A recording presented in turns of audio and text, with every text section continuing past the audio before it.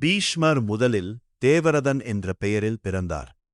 அவர் கங்கை தேவியும் சந்தனு மன்னனும் பெற்ற மகன். சிறுவயதிலேயே அவர் வீரத்திலும் ஞானத்திலும் சிறந்து விளங்கினார். ஒருநாள் தனது தந்தை சந்தனு ஒரு மீனவரின் மகளான சத்யவதியை மணக்க விரும்பினார். ஆனால் அவரது தந்தை உன் மகனே அரசனாக வேண்டும் என்று நிபந்தனை வைத்தார். அதனால் தேவவரதன் தனது தந்தைக்காக அரச சிம்மாசனத்தை துறந்தார். வாழ்நாள் முழுவதும் திருமணம் செய்ய மாட்டேன் என்று உறுதியெடுத்தார்.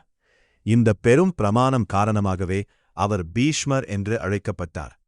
அவர் ஹஸ்தினாபுரத்தின் பாதுகாவலராக இருந்து பாண்டவர்கள் மற்றும் கௌரவர்கள் இருவருக்கும் ஆதரவாக இருந்தார். குருக்ஷேத்திர போரில் அவர் கௌரவர்களின் பக்கமிருந்து போரிட்டார். அவரை வீழ்த்த முடியாததால் அர்ஜுனன் சிகண்டியை முன்வைத்து அம்புகளை செலுத்தினார். பீஷ்மர் அம்புக்கிடங்கில் படுத்துக்கொண்டு தன்னிச்சையாக இறக்கும் வரம் காரணமாக சரியான நேரம் வரும் வரை உயிருடன் இருந்தார். இறுதியில் அவர் தர்மம், கடமை, தியாகம் ஆகியவற்றின் சின்னமாக வாழ்ந்து மறைந்தார்.